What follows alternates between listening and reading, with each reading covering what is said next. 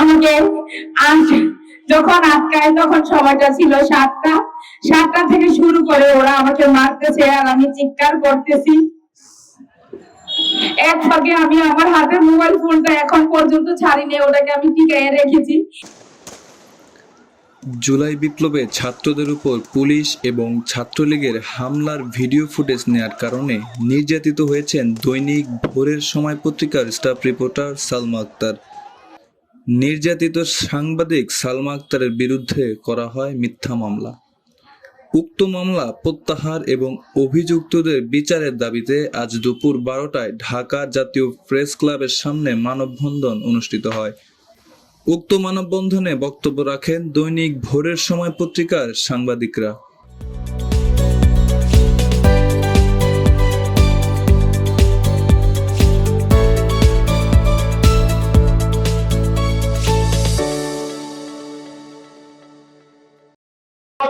সাংবাদিকরা সকল সময়ে সকল আমলে নির্যাতিত হয়, কিন্তু গত 17 বছর একটি ফেসিবাদী সরকার বাংলাদেশের কাঁধে চেপে বেঁধে দিল।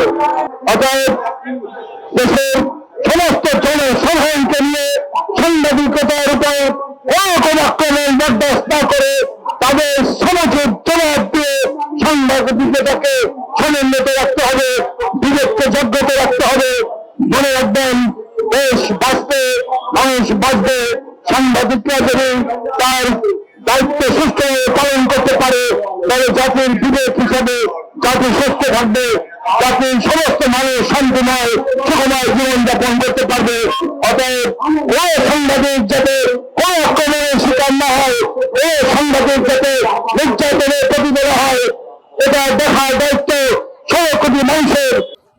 নির্যাতিত সাংবাদিক সালমা আক্তার উল্লেখ করেন, আওয়ামী সন্ত্রাসী এবং দাউদকান্দি থানার পুলিশ কর্তৃক মিথ্যা মামলায় তাকে ফাঁসানো হয়। সাংবাদিক আওয়ামী লীগের হয়ে কাজ করেছে, আওয়ামী লীগের দোসর হয়ে কাজ করেছে। ওরা কখনো সাংবাদিক ছাত্রদের পাশে ছিল না এবং দাউদকান্দি থেকে কোনো প্রকারের নিউজ প্রচার হয়নি, কোনো তথ্য তুলে ধরা হয়নি। আমরা কয়েকজন সাংবাদিক ছিলাম সেখানে, মোহাম্মদ দিদার হোসেন এবং সাংবাদিক সাগর, আমি সালমা আক্তার, আরো কয়েকজন সাংবাদিক ছিলাম যে আমরা গোপনে গোপনে তথ্য সংগ্রহ করার জন্য নিজের জীবনকে বাজি রেখেছি। 5ই আগস্ট বৈষম্য বিরোধী ছাত্র আন্দোলনে দাউদকান্দি ঈদগাহ বিশ্ব মোল্লা কমিটি সেন্টারের রাস্তার দক্ষিণ পাশে আওয়ামী সন্ত্রাসী আর পুলিশ বাহিনী একত্রিত হয়ে বৈষম্য বিরোধী ছাত্র আন্দোলনের উপর লাঠিচার্জ ও গুলি চালায়। ওই মুহূর্তে আমি মোসাম্মদ সালমা আক্তার তথ্য প্রমাণ সংগ্রহের কাজে সেখানে উপস্থিত হই এবং তাদের গুলি চালানো, ছাত্রদের উপর লাঠিচার্জ করার ভিডিও ফুটেজ ধারণ করি আমার হাতে থাকা মোবাইল ফোনে এবং তাদের ছবি উঠাই। এই ছবি উঠানোর কারণে আর তাদের ভিডিও করার কারণে তারা আমাকে ঘটনাস্থলে গুলি করতে চেষ্টা করে। সেখান থেকে আমি কোন রকমে আমার প্রাণ বাঁচাই এবং আমি ঘটনাস্থল থেকে ত্যাগ করি। কুমিল্লা দাউদকান্দি থানার OC Junaid Chowdhury, OC Shahidullah, sub inspector Harunur Rashid, Habibur Rahman Khan এবং এসআই রেজাউল সহ দাউদকান্দির নূরপুর গ্রামের হক কমিশনারের মেয়ে শাহনাজ আক্তার সুমনা ও তার পুত্র সামির এই অপরাধের সাথে জড়িত। তিনি আরো বলেন, শাহনাজ আক্তারের পুত্র সামির ও তার সন্ত্রাসী টিম নিয়ে তাকে দফায় দফায় মারধর করা হয়, এমনকি তার বাসায় হামলা সহ করা হয় লুটপাট। নির্যাতিত সাংবাদিক সালমা আক্তার অপরাধীদের বিরুদ্ধে বিচারের দাবি জানিয়ে ও তার বিরুদ্ধে মিথ্যা মামলা প্রত্যাহারের আবেদন জানান বর্তমান অন্তর্বর্তীকালীন সরকারের কাছে। ওই সন্ত্রাস কিশোর গ্যাং আমাকে মারতে শুরু করে এবং আমার শরীরের সমস্ত কাপড় ছিঁড়ে ফেলে। আমাকে ওরা বিভস্ত করে ফেলে।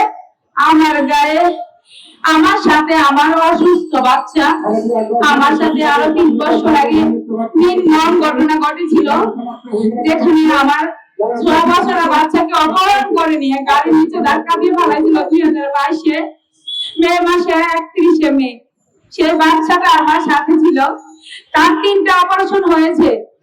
আমার বাচ্চাটা অসুস্থ, বাচ্চাটাকে তারা গলার মধ্যে এমন করে ধরে উপর থেকে রাস্তার মধ্যে ফেলায়, এবং আমার সাথে থাকা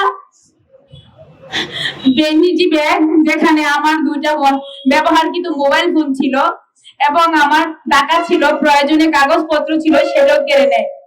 এখন ওরা যখন আমাকে বিমর্ষ করে ফেলে, আমি কি আমার শরীর রাখবো, না আমার বাচ্চাকে ধরবো, না আমার মোবাইল ফোন রক্ষা করব, না আমার বেঞ্চি ব্যাগ রক্ষা করব? আমি কিছুই রক্ষা করতে পারিনি। আমি শুধু চিৎকার করতেছি। ওরা আমাকে কামড়িয়ে কামড়িয়ে আমার মাথার চুলগুলো ছিঁড়তেছে, এবং কেউ আমাকে লাঠি মারতেছে, কেউ আমাকে মাটিতে শোয়াইতে চেষ্টা করতেছে, কেউ আমার শরীরে লাঠি কিল ঘুষি মারতেছে।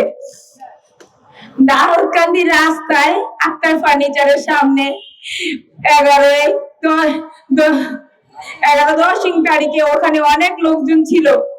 এর ফাঁকে আমি একটু আমার হাতে থাকা মোবাইল ফোনটা সুযোগ পেয়ে আমি আমার ভাইকে ফোন করি, দাউদকান্দি থানার ওসিকে ফোন করে বলি, স্যার আমাকে বাঁচান, আমাকে মেরে ফেলতেছে। দাউদকান্দি থানার ওসি আমাকে বলে, আমি পূজাতে আছি, আমি কিছু করতে পারবো না। এই বলে উনি ফোন কেটে দিয়েছে। পরবর্তীতে ওরা আমাকে যখন আটকায়, তখন সময়টা ছিল 7টা থেকে শুরু করে ওরা আমাকে মারতেছে, আর আমি চিৎকার করতেছি।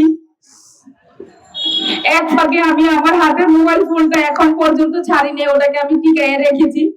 আমি একটু লাইভে ঢুকি, হয়তো 2 মিনিটের লাইভ হয়েছে, তারপরে আর মোবাইলে ফোন আসে, লাইভ কেটে গেছে, আমি আর মোবাইলটা দিয়ে লাইভ করতে পারিনি। পরে ওরা আমাকে রাস্তার নিচে একটা জমি আছে, ওখানে টেনে এসে নিয়ে যায়, এবং ওরা আমাকে দর্শনের চেষ্টা করে। তখন পর্যন্ত আমার মোবাইল ফোনটা আমার হাতে ছিল। আমি কাউকে ফোন দিতে চেষ্টা করি, কিন্তু পারি না। ফোন আসে আমার মোবাইলে, আমার বাবা ফোন করে, আমার ভাই ফোন করে, আমি ফোন রিসিভ করতে পারি না। রাস্তার উপরে চিৎকার করতেছে আমার ছোট 6 বছরের বাচ্চা তাহমিদ হাসান, আর আমাকে ওরা মারতেছে। মারতে মারতে আমার মাথা থেকে রক্ত পড়তেছে, আমার নাক দিয়ে রক্ত পড়তেছে, আমার শরীরে কোনো কাপড় নেই। আমি লজ্জায় উঠে দাঁড়াই না। ওরা আমাকে যখন বিমর্ষ করে ফেলে, তখন আর আমার কিছুই করার থাকে না, আমি নড়াচড়া করি না, কারণ আমার ইজ্জতের। পরে ওরা পাশেরই এক দোকানদার 999-এ ফোন দেয়, দাউদকান্দি থানা থেকে পুলিশ আসে। এই মুহূর্তে আমি একটু সুযোগ পাইয়া আমি আমার বাচ্চাটাকে হাতে ধরে সামনে আক্তার ফার্নিচারের সামনে জাকির হোসেনের দোকানে দৌড়ে গিয়ে উঠি। ওখান থেকে ওরা আমার পিছন পিছন দৌড়ে গিয়ে আমার হাত থেকে আমার মোবাইল ফোনটা কেড়ে নেয়। এর কিছুক্ষণ পর আমার ছোট ভাই, আমার চাচাতো ভাই ঘটনাস্থলে আসে। ওরা ওই কিশোর গ্যাং, আলী আশরাফের ছেলে আরিফ, এবং নূরপুর হক কমিশনারের ছেলে সোহেল, এবং নূরপুর হক কমিশনারের মেয়ে শাহনাজ আক্তার সুমনা, নূরপুরে হক কমিশনারের মেয়ের ঘরের ছেলে শাহনাজ আক্তারের ছেলে ঝামি, ওরা ওখানে আমার ভাইদেরকেও মারতে আসে। এবং সেখানে ওই মুহূর্তে যদি পুলিশ না আসতো, তাহলে ওরা আমার ভাইদেরকেও মারতো। ওই মুহূর্তে দাউদকান্দি থানা থেকে পুলিশ আসে, এবং পুলিশের সহযোগিতায় আমি ওখান থেকে উদ্ধার হই। পুলিশ আসার পর ঘটনাস্থল থেকে আসামিরা এদিক ওদিক দৌড়ে পালায়া যায়, কিন্তু আমাকে সন্ত্রাসী হামলাকারী নূরপুর হক কমিশনারের মেয়ে শাহনাজ আক্তার সুমনা, সে ঘটনাস্থল থেকে পালাতে পারেনি। পুলিশ তাকে ধরে ফেলে এবং আমার সাথে করে তাকে থানায় নিয়ে যায়। সোহরাব হোসেন 2 নম্বর আসামি, এবং শাহনাজ আক্তারের ছেলে স্বামী এবং তার ভাই সুহেল এবং রাবেয়া। আমার মামলার 4 জন আসামির মধ্যে 1 নম্বর আসামি শাহনাজ আক্তার সুমনাকে বাদী করে 4 জনকে সাক্ষী করে আমার বিরুদ্ধে মিথ্যে চাঁদাবাজির মামলা এফআইআর দেয়। যেখানে যেদিন মামলাটা এফআইআর দেয়, ওই দিন ছিল 26/11 নভেম্বরের 26 তারিখ ছিল। ওই দিন সারাদিন আমি থানায় ছিলাম।